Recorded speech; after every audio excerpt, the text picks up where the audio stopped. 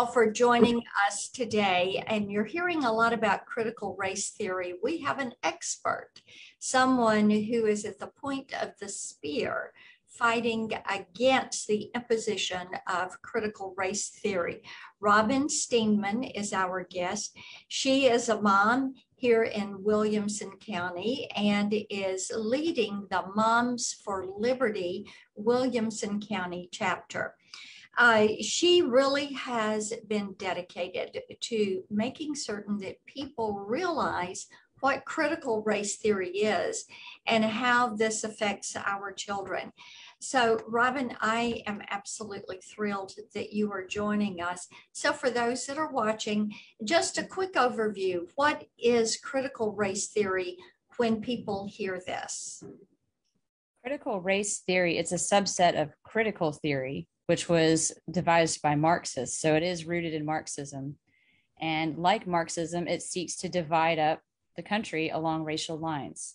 So it tells, based on their skin color, that one person is an oppressor and the other is oppressed, and thereby sows division, possibly permanently, between those two ethnicities.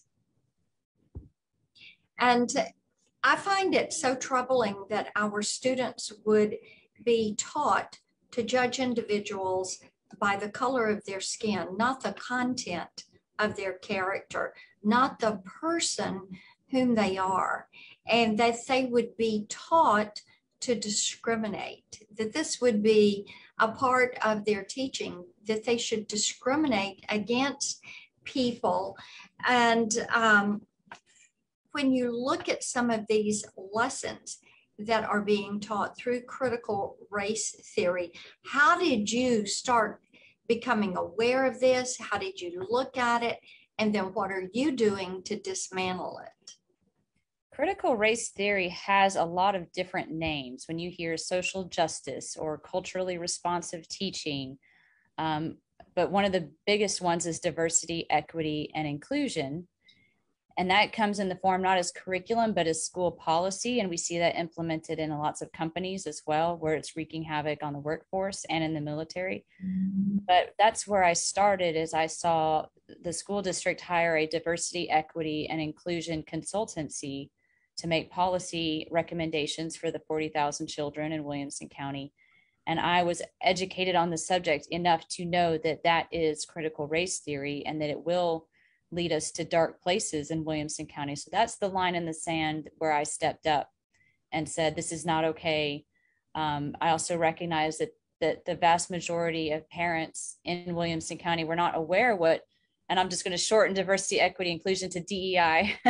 Okay. They weren't aware of what DEI really means, what the true meanings beneath those words are, because they're nice sounding words, but it doesn't have nice outcomes. So I set out to educate the parents and then to educate the school board members in the hopes that they would not vote to adopt such a plan. And then along the way, we found that there was elements of critical race theory already present in the curriculum that had been adopted this year. So our battle is evolving and changing, and we're evolving as well to meet the challenge. And earlier this month, Governor Bill Lee signed into law a bill that had passed both chambers of the General Assembly and instructing our schools, our public schools, to not teach critical race theory. So how has this affected the work that you're doing? I think it's put the wind at our backs a bit. The enforcement of the law is where we're going to take it for a test drive. It becomes effective on July 1st, and we'll have our complaint ready to go on that day, and we'll see where it goes within the Department of Education. A lot of the challenges is somewhat arguing what some would call semantics, because while in Williamson County, it's a red county and a red state, there's no textbook labeled critical race theory, you're an oppressor, you're an oppressed. It's much more subtle or implicit rather in how these kids are being taught.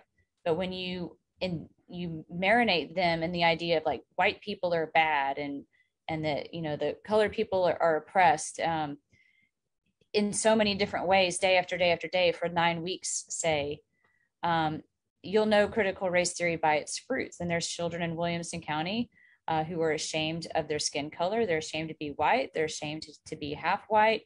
And then there's children of color saying, well, the system's against me.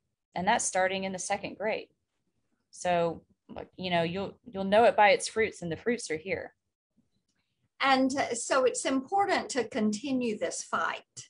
Yes. Because we have a bill that's been signed into law. You haven't won yet. As you're saying, it's seeping into other areas, and sometimes it's the subtleness that makes something very dangerous.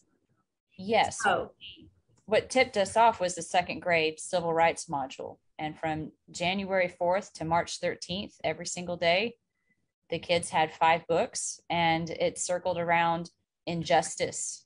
The theme of the 2nd grade module 3 was injustice. And it told children to focus on the angry white people. In a lesson on adjectives, it said, look at the white, mob, and the teacher's manual suggests using the words angry, vicious, mean.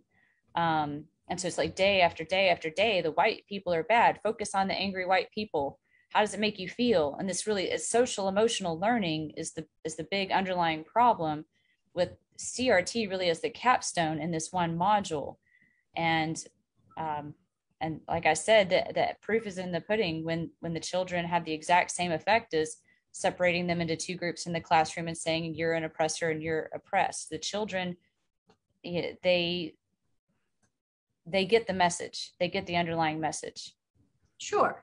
That is what they're being taught because they're hearing it every day, that they're either the oppressor or they are oppressed, that you look first at the color of one's skin and you make your judgments starting there, that determines what your first impression of an individual is going to be.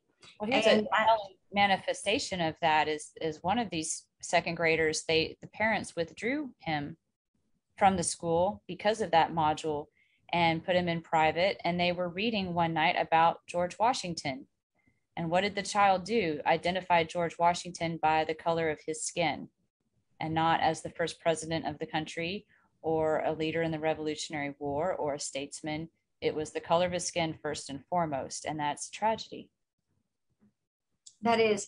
And so how can parents really become a part of helping with this? When you're meeting parents, what do you encourage them to do with their child? What do you encourage them to do with Moms for Liberty? To educate themselves, because knowledge is power. So we're all about empowering the parents. I hear a lot of school board members talking about empowering the students. But I would submit that we need to empower the parents to understand what their kids are being taught. A lot of it is online. It's on a Chromebook. The books don't come home in a backpack anymore. So parents have to be eternally vigilant, asking what their child is reading, really looking past, the little fact sheet that comes home with the parents and understanding what's being taught both explicitly and implicitly, because the implicit teaching from like the teacher's manuals and the associated activities, role playing, art, that is all part and parcel. Yeah. To get involved. Yes, obviously. Well, I think that's one of those important things to do. Well, you're going to find Robin online at Moms for Liberty. And I'm Marsha Blackburn. You will find us online at Marsha Blackburn.